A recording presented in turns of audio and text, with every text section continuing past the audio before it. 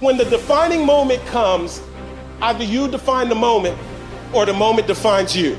Either you define the moment, you decided that you're gonna not concern yourself with the naysayers, that you're not gonna concern yourself with what has happened or what hasn't happened, but you're gonna make the commitment to do what you've gotta do so that you can have a lifestyle that you've never experienced before.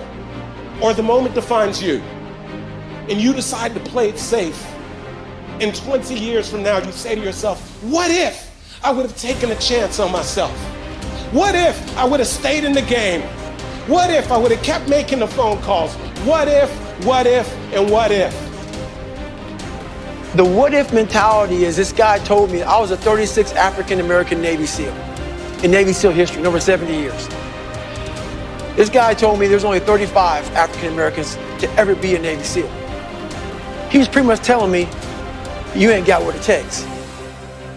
I took that and said, what if I can be the 36th? But what if I could? What if I could pull off this miracle?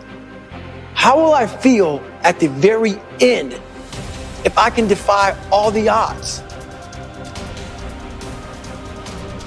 You're in a test of your will right now, because life says it has a little more test for you. You can look at your challenge with skill, and it will see it just as that. A challenge. Or you can look at your challenge with will. Those exceptional people who are uncomfortable with the times and rise to the challenge because they refuse to allow the chaos around them to determine the conqueror within them. I've never met anybody who was terribly creative or gifted or strong in leadership who was also comfortable. You must be willing to extend yourself to the limit with no guarantee of success. Every day, you must ask yourself, did I do enough? Prove to yourself today, every day, that you can and will push harder than you wanted to, harder than you felt like pushing, past the point of fatigue and far beyond the point of comfort, to that outer edge, to the limits. And on those points, there will be no compromise. Not now, not ever.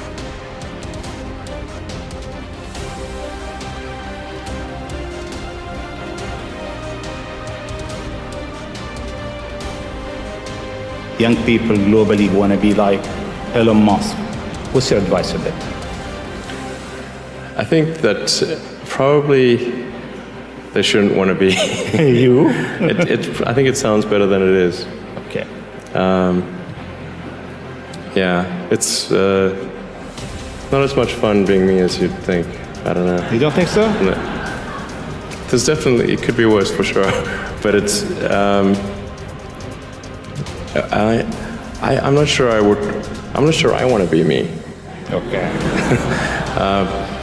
But if, you know, I think advice, I mean, if you want to make progress in things, I think that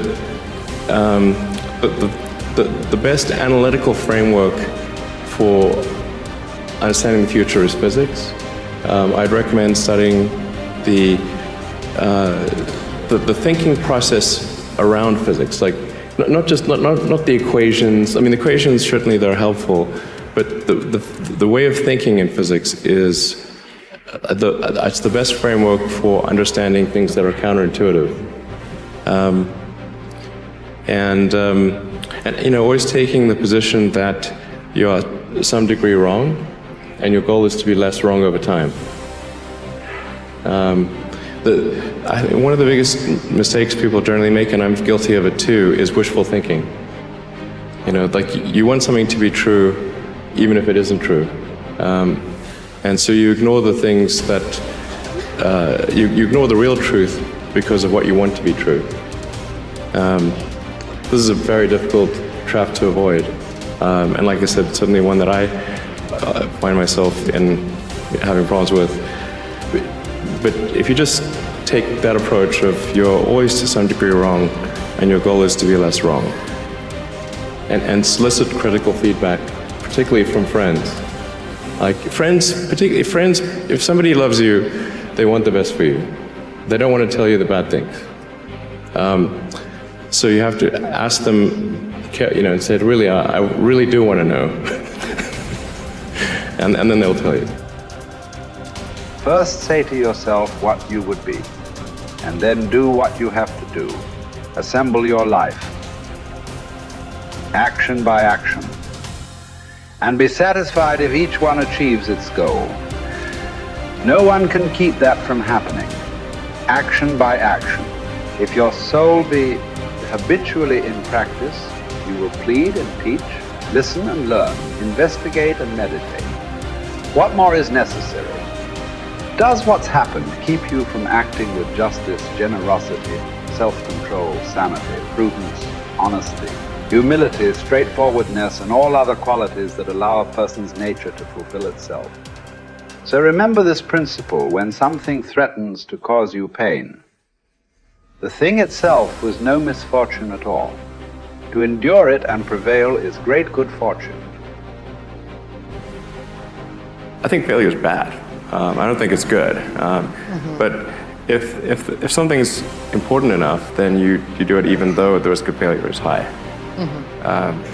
And so I think my advice if somebody wants to start a company is they should bear in mind that the most likely outcome is that it's not going to work. And they should reconcile themselves to that strong possibility. And they should only do it if they feel that they are really compelled to do it.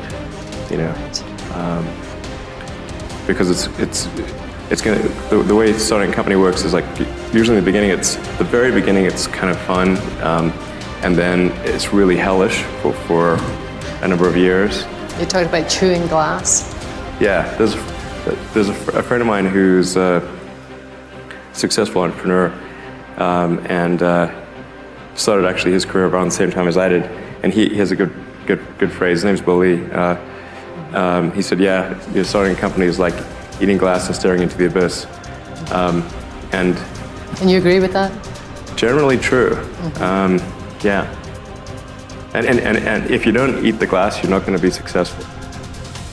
The impediment to action advances action. What stands in the way becomes the way. Believe it or not, obstacles can actually be the thing that propels you forward in your career, your relationships, and your life. Rather than getting shut down by all the stuff that pops up to block your path, learn to understand impediments as essential tools for achieving your goals. While this might seem contradictory, you've likely experienced this phenomenon in your own life. If you've ever overcome an obstacle to reach a goal, you know that the struggle in climbing over that wall taught you priceless lessons that helped you become the person you are now and further refine what it is that you want to achieve in life. It's easy to think about life as a series of fixed happenings. You graduate from high school, you go to college, you begin a career, you get married and start a family. While there's nothing wrong with having a map of your future, it's important to understand that you're going to encounter things along the way that might just fundamentally change the direction you're heading in. As the simplest of examples, let's say, that you are taking a run on some nature trails near your house. During a storm the previous night, however, the path you always take has become problematically flooded. What do? Do you turn around? Do you try to bushwhack through the woods around the path? Or do you change your route on the fly and explore a part of the woods you've never been to before? If you chose either option 2 or 3, the impediment to your action actually advanced your action. You likely experienced a new and rejuvenating headspace too, either navigating through the woods without a trail or running down a path you'd never considered exploring before.